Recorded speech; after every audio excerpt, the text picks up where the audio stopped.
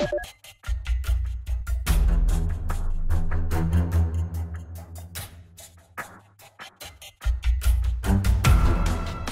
it going, everyone? Welcome to this video, and in this video I'm going to review the new rules that we've got on the Vigilus Ablaze campaign book. And this is mostly fluff and a little bit of rules, extra rules, mostly for the Black Legion, but all of the detachment that we got here can be used with all of the existing Chaos legions, and it's not really specific to any of the legions, as Games Workshop and the Warhammer community kind of made us think it was going to be, although they were just telling us that we can use those strategies on our existing legions. It doesn't mean that it's specific to those legions. We can use them. So I'm not a huge reader. I don't read a lot. I read a little bit. I have read some of the Horus Heresy novels, and I kind of started reading on it and informing myself on it. And it turns out that Abaddon is back. He destroyed Cadia last time, and we were like making fun of him because he has done 13 Black Crusades and he hasn't taken over the Imperium yet. But during those Black Crusades, he has been growing in power and getting his sword, getting a bunch of stuff, destroying these Necron pylon structures that hold back the Eye of Terror, and he's been destroying them. And thanks to that, the Cicatrix Maledictus grew, and it's taking has broken the Imperium in two. So that's pretty huge, and he's coming back. And Vigilus is kind of like the last place to defend before he gets to Terra, so it's a big deal. So he's coming onto this world, and this world has been under attack by the Orcs and Genestealer cults and Drukhari and all sorts of factions, and this is by design, I think, so that you can play these missions and be whatever faction that you want, but most of the factions are here, if not all. Abaddon is just landing, so we have this book. I haven't read it. Most of what I've explained here is from the previous book, and I'm not going to get into the fluff of this one, but I'm going to show you the rules and show you what's inside the book if you're interested in running a campaign or something like that. There's a bunch of rules that you can use here for narrative play, for competitive play, and a bunch of new rules that you can use with your Chaos Space Marines that are going to really change the way they work right now. And it's going to be a bigger change with this book rather than the original new codex, because it didn't change much the rules, but this is going to do so. So let's open it up and see what's inside, and that's it. All right, so here's the book, and I think it's kind of exciting to have this new book on as a campaign book and as extra rules for your Chaos Space Marines. Overall, I think that's pretty much what it is. It has tons of new narrative missions, a ton of fluff that I really don't think I'm going to read anytime soon, because I don't really have the time. I really want to focus on painting and doing other stuff. But yeah, I'm going to take an awkward look through it, because I'm not familiar with the story that much, just a little bit. And I kind of know what's happening, but I'm not... I never run a campaign. I'm interested to play a campaign if my friends are up for it, but I only have 2 local friends that play 40k where I live right now. And this is the book, the contents, mostly fluff. It talks about the forces of chaos, the forces of the Imperium, the way this narrative campaign is going on, and have this section called Chaos Rising, and it's going to be mostly fluff, and it talks about the way the war is happening in here, describing each of the continents and their cities and the number of forces that they are fighting in this section, Forces of War. I skimmed through it and I saw a little bit of these, and it talks about the places and how many armies or regiments are in each places, and it talks about the forces of Black Legion, other forces of Chaos. We have the Night Lords, the Ward Bearers, Iron Warriors, and all of these Renegade forces that are also playing on this, and they have extra rules. It has the Forces of the Imperium, all the chapters, Imperial Fist, Iron Hands, Space Wolves, Crimson Fists, and it goes after 2/3 of the book, which is mostly fluff and things that are going on in this story. There's campaign rules. We have explanation of the campaign rounds, how to organize it, campaign rounds, fighting battles, declaring the winner, and complete glory points. And it has special rules for each of the rounds that you play on this campaign. The second phase, first phase, second phase, third phase, and that's it. And we have Nihilus events table that also are going to modify the campaign, how it plays. And we have some narrative missions. Crucible of War, we have two kinds of new missions, like the ones we have on the main book, rule book, Crucible of War and Echoes of War. Some of them need to be played with specific armies, and I don't like that very much. Because if they limit you to an army that you don't have, then you can't play it. So what's the point? This one I don't think it needs to be a specific faction. They have their stratagems and their rules and stuff like that. But some of them have to be like Orcs and Adeptus Astartes, the Schism, Doomsday Device. That seems cool.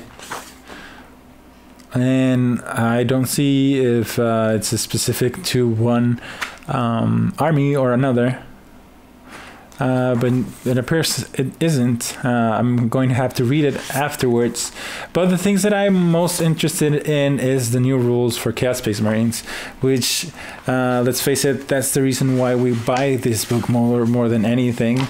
But it also has some rules for battle zones. If you want to play on a specific battle zone of Vigilus, like this one, Raging Inferno, this is where fire starts burning the top level, the middle level, and the bottom level, and it starts wreaking havoc on all of the units of the armies, on all armies. And this could be interesting. Warzone rules for different sections of this planet, and that's interesting. And we have faction rules.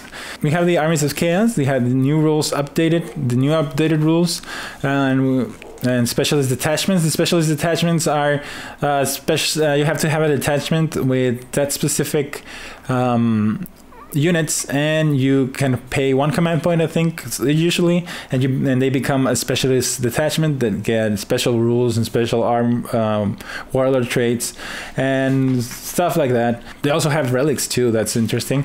But most legions of chaos don't really get that many options. Only the Black Legion has a ton of options. I think they have like 6 of each. But here, if you already have your own copy of the old book and you have this book, you don't really have to buy the new book, because here is the updated datasheet for Abaddon, which is not very different, but the rules are here for Abaddon. For the Lord Discordant, we have the Master of Executions, which is new too. We have the Dark Apostle and the Dark Disciples and the Prayer of the Dark Gods. But we don't have the units that came on Shadow Spear. We do have the Chaos Space Marines for some reason, the Terminators for some other reason, because they're not really new. The rules are still the same. The Havocs, well, they have the new Reaper Cannon that is pretty cool, and the Noctilith Crown, which is also new. It has some updated data sheets for the Skull Taker, which is something I overlooked the first time I saw it. We have a Bloodmaster, which is another kind of HQ unit for Khorne. We also have the Skull Altar, because I really overlooked over this, but I read a little bit about it. In short, it's a piece of terrain that you can summon for 100 points, or you can buy it and place it. It has a bunch of abilities. The thing is that it gives you Nexus of Dark Glory, which increases the locus of rage ability from the Codex Demons, that it has a 12 inch instead of a 6 inch range. whilst you are within 8 inches of any skull altars. It has Witchblade, which subtracts 1 from psychic test taken for psychers within 8 inches of any skull altars, because Khorne doesn't like psychic powers. It has the Conduit of Khorne's Domain. You can reroll any of your dice roll when you make a summoning roll for a chaos character from your army that is within 8 inches of any skull altars when it is attempting to summon a Khorne demon unit to the battlefield using a demonic ritual, which is pretty good. If you're gonna summon a bomb of bloodletters or whatever, you're going to be able to reroll dice, any of the dice rolled, so you can choose. That's great. That's better than great. And you have the Champion of Murder. So if you sit on top of it, you can occupy the skull altar, and it is said that you're occupying if you're placed on top, and you have +1 to your save, which your invulnerable will become a 4+ instead of a 5+. And in addition, while the core demon unit is wholly within 16 inches of any occupied skull altars, add 1 to the attacks characteristic of all models in that unit. So your Khorne demons that are close to the altar protecting your HQ or whatever are going to have a +1 to attacks. So that's going to be pretty devastating with Khorne units, and I like it a lot. So I don't know how it's going to play in a game. It's on 100 points, and that's it for the rules of the models. We're going to go into the rules of the detachments. These are specialist detachments. The Bringers of Despair is a specialist detachment that you can use to create Black Legion Terminators into Bringers of Despair. It's 1 command point, and it gives them extra stratagems, brutal subjugation, and chosen enforcers.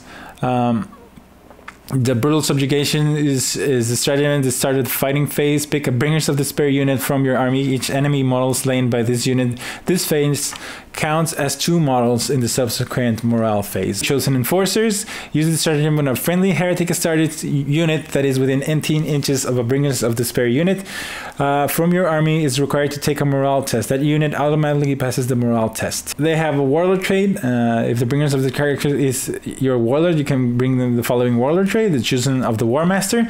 It's pretty much the War Master's ability. The ability is reroll hit rolls of 1 for attacks made by friendly Bringers of Despair units while they are within 6 inches of your warlord. Only Bringers of Despair though, not all of your army.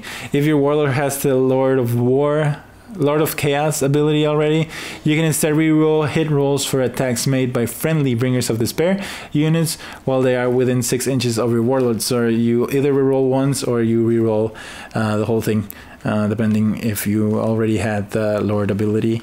And the Relics of Chaos of the Legion, you have the Folk Cleaver, which is a power axe.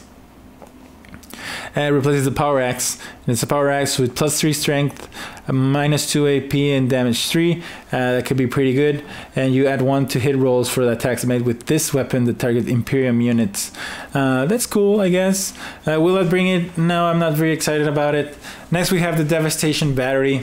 The Devastation Battery is a unit of Chaos Lords, Warpsmiths, Havocs, and Obliterators. We have a Warlord trait, which is Armor Bane. Reroll wound rolls of 1 for attacks made by friendly Devastation Battery units that are within 6 inches of your Warlord if you target a vehicle. That's cool for Obliterators. And for Havocs, that's pretty cool. The Relics of Chaos they have is the Demon's Eye. At the start of your shooting phase, pick a friendly Devastation Battery unit within 6 inches of the bearer enemy. Enemy units do not receive the benefit of cover against that unit's weapons this phase.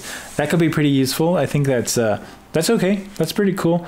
And you have a stratagem. You have 2 stratagems. The Wall Breakers. Use this stratagem for 1 command point. At the start of your shooting phase, pick a Devastation Battery unit from your army. You can reroll damage rolls for attacks made with ranged weapons by that unit that target buildings until the end of the phase. I don't see that many buildings my enemies bring to the tables, but it could be useful. Punishing Bully. For 1 command point, use the stratagem at the end of your opponent's first movement phase. If you did not have the first turn, pick a devastation battery unit from your army. That unit can shoot as if it were the shooting phase. That one's pretty good. I would bring it just because of that stratagem. The Cult of the Damned is a Dark Apostles and Chaos Cultist detachment, and you play 1 command point and they become the Cult of the Damned. The Warlord trait is that 1 Cult of the Damned character is your Warlord. You can give them the following Warlord trait. Exultant Preacher. You can reroll charge roll for friendly Cult of the Damned units while they are within 6 inches of your Warlord. That could be useful. It has the Relics of Chaos, the Inferno Tome, which is for the bearer is armed with a ranged weapon with the following profile in addition to any other ranged weapons it is armed with. This is for the Dark Apostle, and it's an Inferno Tome, 8-inch range. It's a flamer. D6 with a strength of 5, AP -1, and damage of D3. That could be pretty cool. This weapon automatically hits its target, so it's a flamer with a lot more damage and a little bit more strength and AP -1. The stratagems for this specialist detachment is ritual offerings. Use for 1 command point, use the stratagem when an enemy model is destroyed by an attack made by a Cult of the Damned Chaos Cultist unit for your army in the fight phase. That Chaos Cultist unit automatically passes a morale test for the rest of the battle. So if they destroy anything, if you have a very large blob of cultists and they destroy something, they become fearless for the rest of the battle because they're so proud of what they did. That's cool. And the Chorus of True Faith.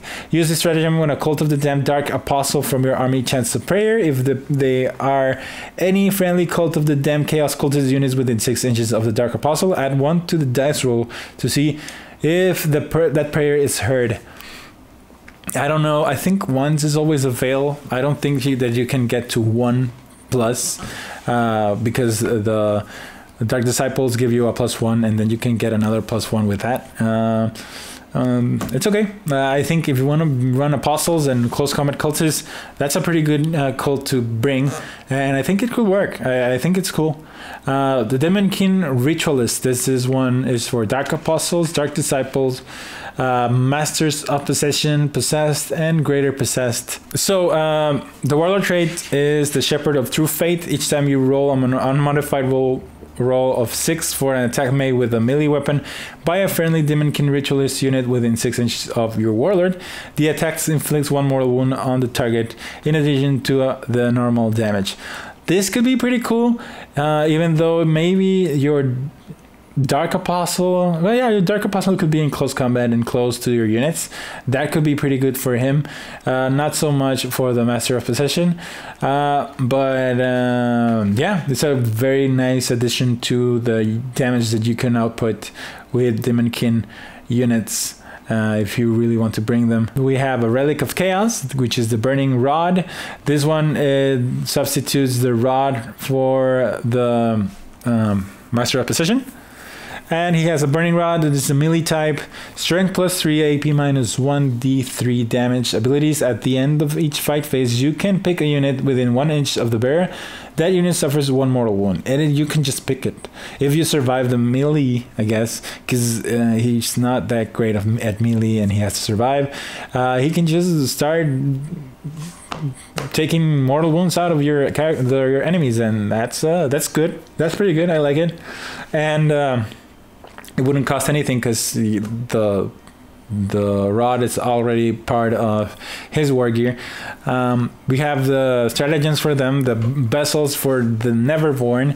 Use this stratagem at the start of the fight phase. Pick a Demonkin Ritualist Demon unit from your army that is within 6 inches of friendly Demonkin Ritualist Master of Possession.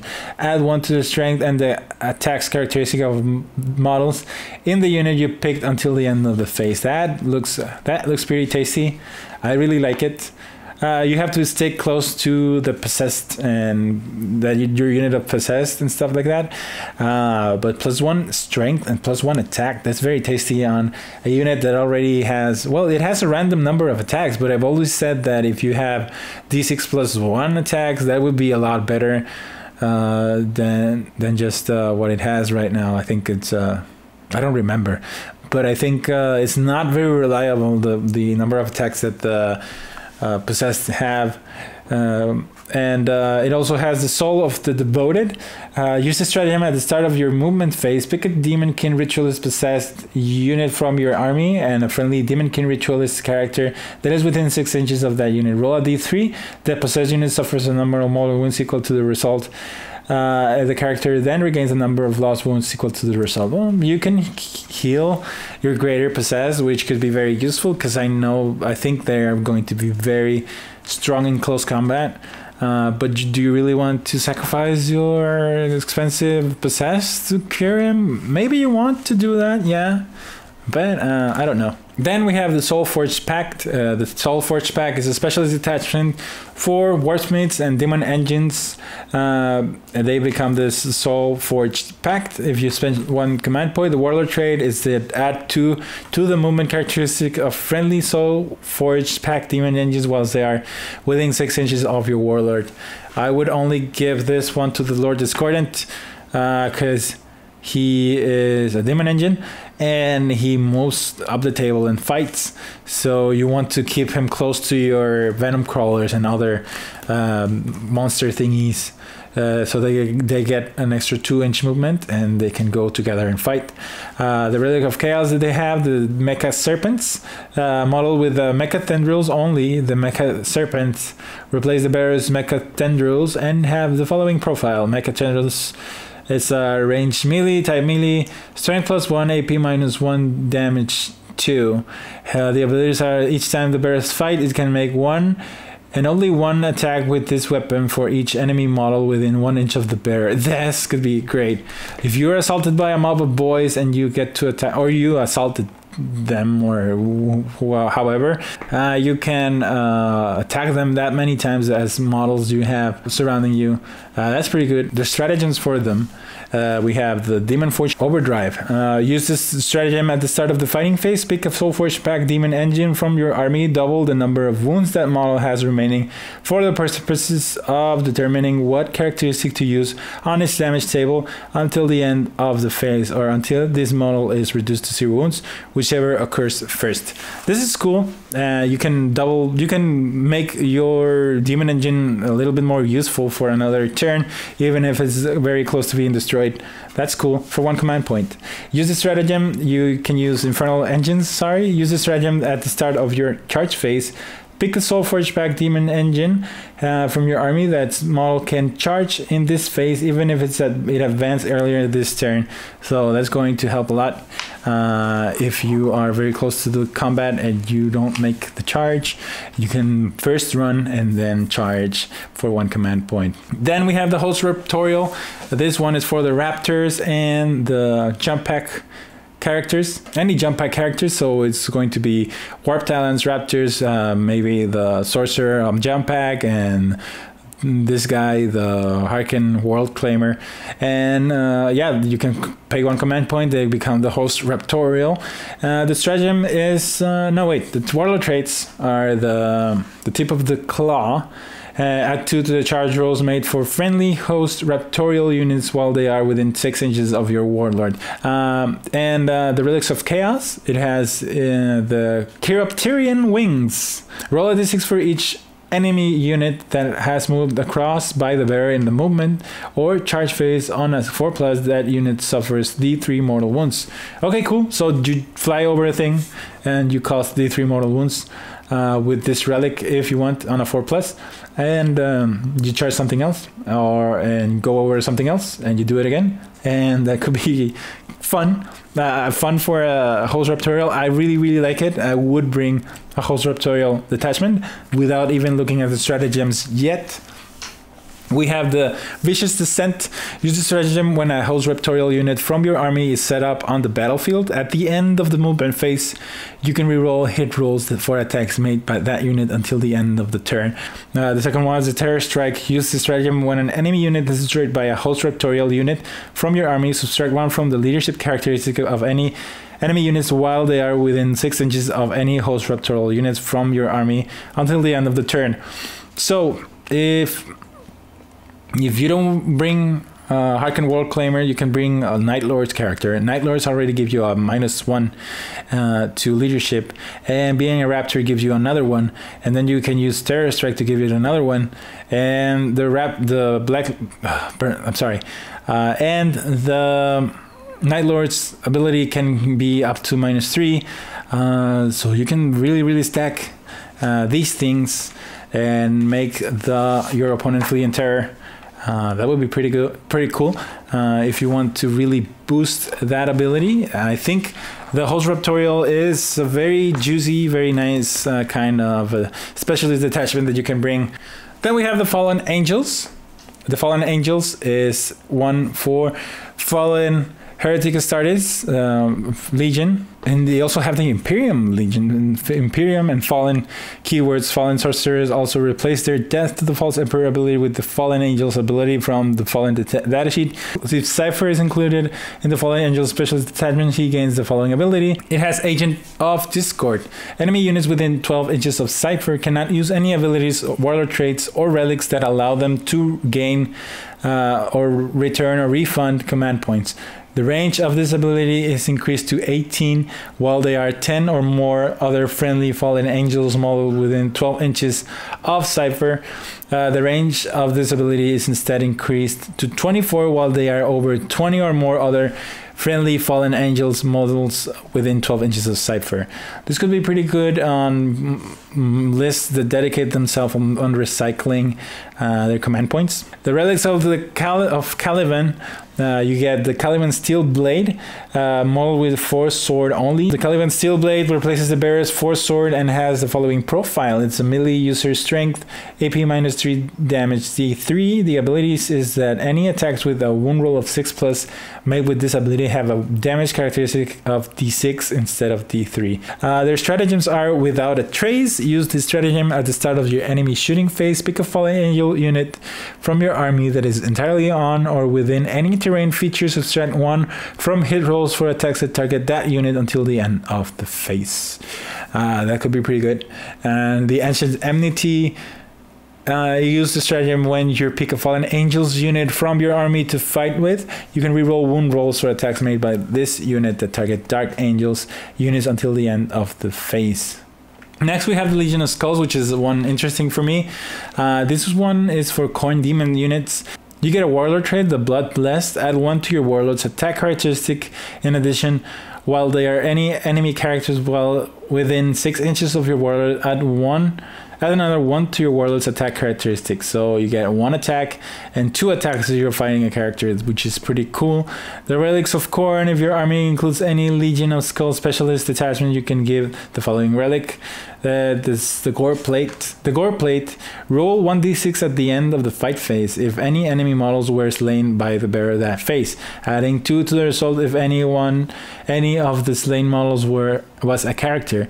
On a 4+, that bearer gains D3 lost monster wounds. On a 4+, you regain wounds. We get 2 new stratagems. We have the Brazen Skull. Use this stratagem in your shooting phase. Pick a Legion of Skulls model from your army, and then pick an enemy unit within 8 inches of this model that is visible to them and roll a d6. If the result equals or exceeds this model ballistic skill characteristic, that enemy unit suffers D3 mortal wounds. So this is like a smite, but just point and shoot. You don't have to roll anything. You just spend 1 command point and you smite. That's pretty cool, especially for liberating your army, your unit from close combat if they're facing just one thing, or making just something blow up, because that could be used on anything, on a vehicle or anything else.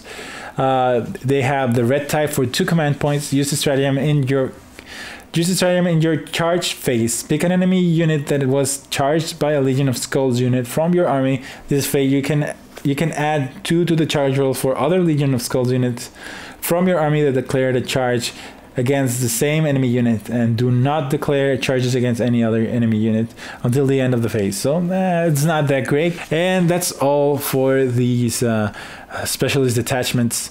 We now have the Black Legion detachment, and that's it. And then we have the Black Legion. When this is not a detachment per se, these are rules that are going to be added to the Black Legion. We have warlord traits, we have abilities, We have stratagems, tactical objectives, and we have the Black Legion stratagems.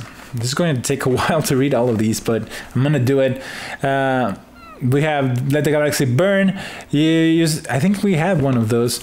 Use the stratagem when a Black Legion infantry or biker unit from your army is picked to attack in the shooting phase or fight phase. You can reroll all hit rolls of 1 for that unit for the rest of the phase. If the unit is a Chaos Space Marines unit, you can reroll hit rolls 4 instead. So you can reroll everything if the unit is a Chaos Space Marine unit. We have the Merciless Fighters. Use the stratagem at the start of your fight phase. Pick a Black Legion unit from your army. If that unit has more models than 3 or then there are enemy models within 3 inches of it, add 1 to the attack characteristic of models in that unit until the end of the phase. That could be pretty cool. If you outnumber your enemy, and that can happen if you're facing like Terminators and stuff like that. So it could be useful.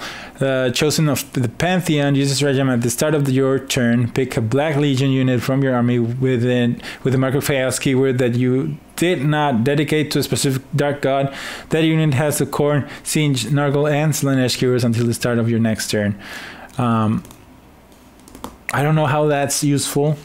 Maybe I don't know my army that well, but why would you want the 4 at the same time? I don't know. Maybe to benefit from obviously to benefit from other rules, but I don't know them. Tip of the Spear. Use this stratagem at the start of your first shooting phase. You can reroll hit rolls for the Black Legion unit from your army that is closest to an enemy unit until the end of the phase. If several units are equidistant, you can pick which one is affected. The World Killer's 3 command points is very expensive. Use the stratagem at the start of any battle round. Until the end of that battle round, enemy units cannot use any abilities that allow them to control an objective marker if there are any Black Legion units from your army within 3 inches of the center of the objective marker, even if there are more enemy models within the range of it. So that could be game changing at the last turn or something. You can use your 3 last commanding points to steal an objective.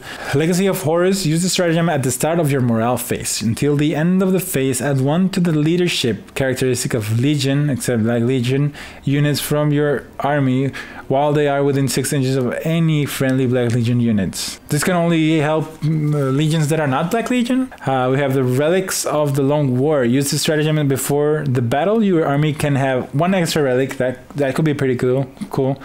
Of the Legion for 1 command point, or 2 extra relics of the Legion for 3 command points. All of the relics of the Legion that you include must be different and be given a different Black Legion character. You can only use the stratagem once per battle. That could be very useful because we're going to look at the relics, and there's some pretty cool ones. Gorivek's Teeth is the first relic for the Legion, and this is models with a chainsword and only. Gorivek's Teeth replaces the Bearer's Chainsword and has the following profile. It has a melee type, melee strength user, HP -3, damage 2. It essentially becomes a power sword, but it's a chainsword. And the abilities are: each time the bearer fights, it can make 2 additional attacks with this weapon. Each time you roll a wound roll of a 6+. For an attack made with this weapon, you target of that model suffers 1 mortal wound in addition to the normal damage.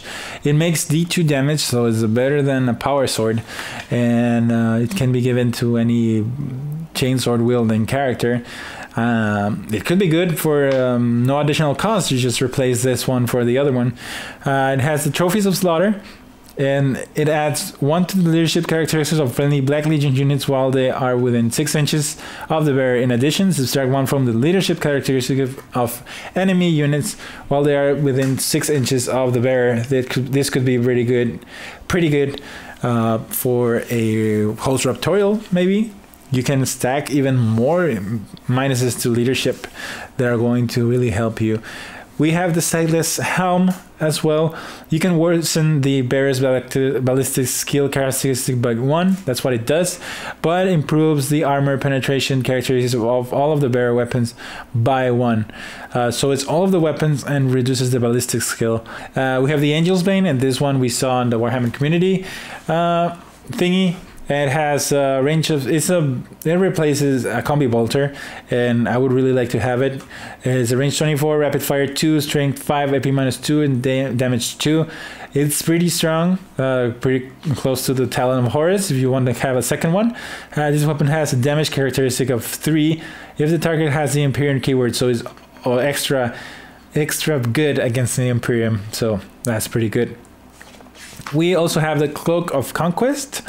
Each time the bearer slays an enemy character, add 1 to the bearer's strength, attack, and leadership characteristic until the end of the battle. That could be cool. It says only characters though, and maybe you can put this on the Decapitator guy. I forgot the name right now, but the new guy with the huge axe that kills characters. We also have the Spine Shiver Blade, which replaces a power sword. The Spine Shiver Blade replaces the bearer's power sword and has the following profile. It has a melee typed, range type of melee, strength +1, AP -3, damage 1. The abilities are that each time the bearer fights, it can make D6 additional attacks with this weapon. Okay, we have the Black Legion Warlord traits. We have 6 more of them that you can choose if you bring a Black Legion army. The first one is while they are the Veteran Raider, while they are within 6 inches of your Warlord, friendly Black Legion units can declare a charge even if they fell back in the same turn. That's great because you can leave a combat and start another one. Indomitable, all damage suffered by your Warlord is half, rounding up the same one that has Abaddon if you want to have the same ability. The Blackclad Brute, add 1 to the Warlord's strength characteristic. In addition, after your Warlord makes a charge move, pick an enemy unit within 1 inch of your Warlord and roll a d6. On a 4+, that unit suffers d3 mortal wounds. Yeah, that's pretty cool. We have the Soul Eater. Each time your enemy Warlord destroys an enemy unit, your Warlord immediately regains D3 mortal lost wounds. That's pretty good because it's not a character. It's whenever you destroy an enemy unit, the Warlord does, then you get D3 mortal wounds. That's pretty cool. We have Trusted War Leader. While your Warlord is on the battlefield, roll a d6. Each time you spend a command point to use a stratagem on a 5+, that command point is immediately refunded. Then we have First Amongst Traitors. The Death to the False Emperor ability triggers on a roll of 5+ instead of a 6+ for models in friendly Black Legion units while they are within 6 inches of your Warlord. So this you want for a Warlord that's going to go up into close combat and fight, and that could be pretty nice. We have tactical objectives, new tactical objectives, and destruction. This will be added to the normal tactical objectives, of course. Score 1 victory point if 1 or more enemy units were destroyed during this turn. Score 1 victory point if 1 or more enemy units failed a morale test this turn. Score D3 victory points if the enemy Warlord and all enemy characters model has been slain. Then, led by example, roll d6 when this tactical objective is generated. Score 1 victory point if your Warlord controls the objective marker whose number corresponds to the result. This combined with the other Legion trait that lets you control one thing for 3 command points,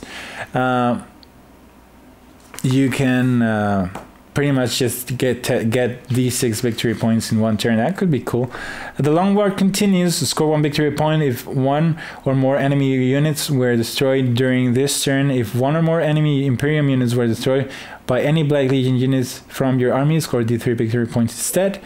Then we have Conquest the Galaxy. Score 1 victory point if you control an objective marker that was controlled by your opponent at the start of this turn. Score d3 victory points. Instead, if you control 2 or more objective markers that were controlled by your opponent at the start of this turn, then score d3 + 3 victory points. Instead, if you control 2 or more objective markers that were controlled by an enemy Imperium units that started at the start of this turn. So this could be stackable and very, very game-changing if you manage to do the last one. That's it for the Black Legion traits. We just need to check on the Renegade chapters and that'll be it. So here it goes over the rules to use the Renegade chapters, the relics, stratagems, abilities, their traits and stuff like that. Mere mortals. Okay, the Red Crusaders, Raiders from Maelstrom traits is that units with this trait can advance and charge in the same turn. In addition, if a detachment contains 3 or more units with this trait, that detachment's commands benefits are increased by 1 command point. That detachment commands benefits are increased to 3 command points instead if it contains 3 or more units of Chaos Space Marine with this trait. So that could be pretty good. We have the Crimson Slaughter traits that I don't know. The Crimson Slaughter, it's been a while since I've seen them before. If a unit with this trait destroys an enemy unit, roll a d6 on a 5+, you gain 1 command point. In addition, that unit automatically passes morale test until the end of the turn. Then we have the Purge Bringers of Oblivion. You can reroll hit rolls for attacks made by units with this trait that target enemy units that have lost 1 or more wounds already this turn. That could be pretty cool. The Scourge Omniscient. You can reroll 1 hit roll for an attack made by a model in a unit with this trait each time it shoots, fights. In addition, when a unit with this trait fires Overwatch, they successfully hit on a roll of 5+ instead of on a 6, irrespective of the firing model's ballistic skill or any modifiers. That would be pretty cool on some shooting units, but this is only the Scourged. I would like to have it on some Iron Warriors or something else, but that's kind of cool. On a 5 instead of 6s, that will be a little bit more reliable on Overwatch. The Brazen Beast, rend the foe. Each time you make a wound roll of a 6 for an attack made by a model with this trait in the fight phase during the turn in which it was charged or perform a heroic intervention, that hit is resolved with an AP of -4. Wow, I was kind of getting disappointed, but by the time I read that -4, that's a big thing. But it's only whenever you charge or heroic intervention and on a roll of a 6+.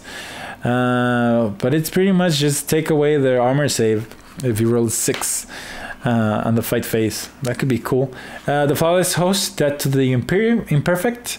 Each time you roll a hit roll of a 6 for an attack made by a model with this trait in the fight phase, it can immediately make an extra attack against the same unit using the same weapon. This is in addition to any extra attack granted by the Death to the False Emperor. The extra attack cannot themselves generate any further attacks. Nice. That's cool again with a close combat army. I really dig it. And we have Renegade Warlord traits. We have the Red Corsairs Reaver Lord. Your army can have 1 extra relic. Choose from the Artifact of Chaos, which must be given to a Red Corsairs character from your army that does not already have a relic. This relic must be different from any relics already included in your army.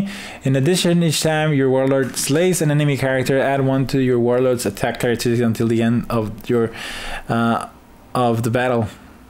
The Crimson Slaughter has the Maelstrom of Torment. Subtract 1 from the leadership characteristic of enemy units within 6 inches of your Warlord.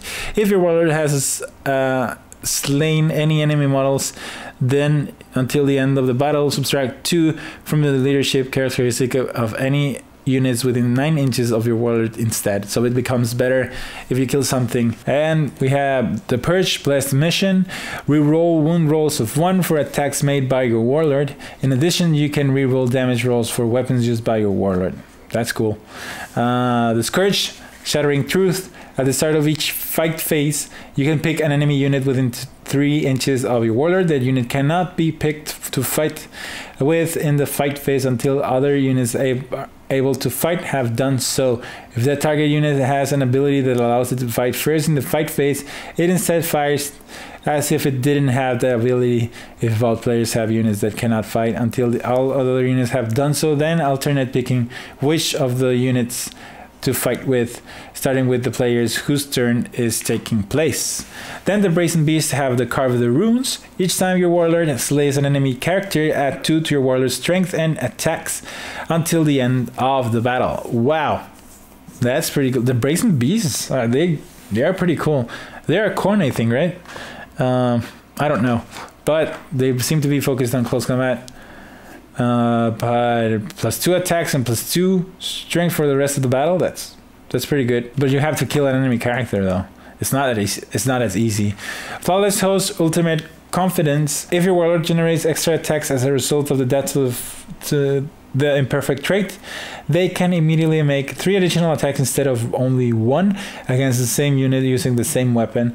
These extra attacks cannot themselves generate any further attacks. So this one is really focused on close combat, on getting those death to the false emperor. This only applies to when you're fighting Imperium, right? So that could be very useless if you're not fighting Imperium. So it's very circumstantial. You will be fighting Imperium very often because most people play it, but I don't. My friends don't play them. Then we have Renegade chapter stratagems, one for each of these legions. We have more where they came from. That's the first one. It's 3 command points for the Red Corsairs. Use the stratagem at the end of your movement phase, and you pick a Red Corsairs Chaos Space Marines unit from your army that is on the battlefield. Remove that unit from the battlefield and set it up again wholly within 6 inches of the edge of a battlefield and more than 9 inches from any enemy models at its full starting strength. So this one is the equivalent of the Tide of Traitors, but for Chaos Space Marines. That's pretty cool. That would make them a little bit more viable in my hikes. I think I would like to do that a lot. But it's 3 command points. It's kind of expensive. You have to really bring a big blob of Chaos Space Marines to make that like work very well. All life is worthless. That's the purge stratagem. Use the stratagem in the shooting phase. Pick a purge unit from your army that is not within 1 inch of any enemy models. That unit can target enemy units that are within 1 inch of friendly units until the end of the phase, but each time you roll an unmodified roll of 1 for such an attack, resolve the attack against a friendly unit your choice within 1 inch of the target instead. That could be pretty game-changing if you can shoot something that is stuck in close combat, because that's the way the most close combat armies protect themselves from shooting. You just have to make it to close combat, and then you're safer. Not safe, but safer. You have the Burning Demon Heart for the Brazen Beasts. Use the stratagem at the end of the fight phase. Pick an enemy unit that is within 1 inch of any Brazen Beast Demon engines from your army. Roll a d6 on a 2 to 4. That unit suffers d3 mortal wounds. On a 5 to 6, it suffers 3 mortal wounds instead. Yeah, Burning Demon Heart. That's pretty cool. We have the Terrifying Phenomena for the Crimson Slaughter, and this one, use the stratagem at the start of the enemy shooting phase. Pick a terrain feature that is within 12 inches of a Crimson Slaughter unit from your army. Subtract 1 from your hit rolls for attacks made by enemy units within 3 inches of the terrain feature until the end of the phase. You can make your units harder to hit when you use the stratagem, so that's pretty cool. We have Prescience for the Scourged stratagem. Use the stratagem after your opponent sets up a unit that is arriving on the battlefield as a reinforcement. Pick a Scourged infantry unit for your army that is within 12 inches of that unit. Your unit can immediately shoot at that enemy unit as if it were the shooting phase. That's pretty cool. So as the enemy unit arrives to the battlefield, you can shoot at it if it's within 12 inches. So if a unit is planning to charge you, they arrive within 9 inches of a unit that they want to charge, you can fire Overwatch at them. Well, not Overwatch. You can fire at them as if it was the shooting phase for 2 command points. That's pretty good. And then we have the We Cannot Fail for the Flawless Host stratagem. Use the stratagem when you pick a flawless host infantry unit from your army to fight with in the fight phase. Until the end of the phase, you can reroll hit rolls for attacks made by that unit. That could be done by other means, but it's okay for 1 command point. Then we have the Renegade chapter artifacts, and then we're done. We have the Maelstrom's Bite. This one's for the Red Crusaders models with a combi Melta only. The Maelstrom Bite replaces the model's combi Melta and has the following profile. It has a Maelstrom Bite. When attacking with this weapon, choose one of both of the profiles below. If you choose both, subtract 1 from your hit rolls made for this weapon. We have the Bolt Gun. It's 24 inches, rapid fire 3. Wow. 6 shots at half strength, at half distance, or if you didn't move. You have or at full distance if you didn't move. You have a strength of 4, AP -1, damage 2. That's awesome. And then we have a Meltagun that's 12-inch range, assault 1, strength 9 -4, AP, damage C6. And it has, when using this Melta gun profile, if the target is within half range of this weapon, roll 2 dice and when inflicting damage with it and discard the lowest result. Next we have the Blade of the Relentless, and this one is for the Crimson Slaughter models with power sword only, and it replaces it. You have the Blade of the Relentless is a melee range type melee, strength +1, AP -3, damage 1. The ability is that the bearer if the bearer slays any enemy models in the fight phase with this weapon, then from the end of the fight phase until the end of the battle, wound rolls for attacks made with this weapon are automatically successful. No wound roll is made. Wow, that's kind of strong, I think. Then we have the Orb of Unlife for the Perch.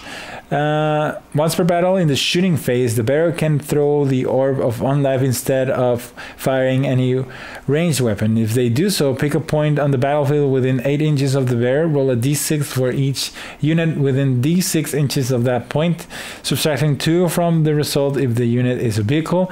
On a 4+, the unit suffers d3 mortal wounds. It is only once per battle. You throw it away and it blows up. It can work, and there's a ton of units there where you're throwing it. We have the Book of Untruth for the Scourged.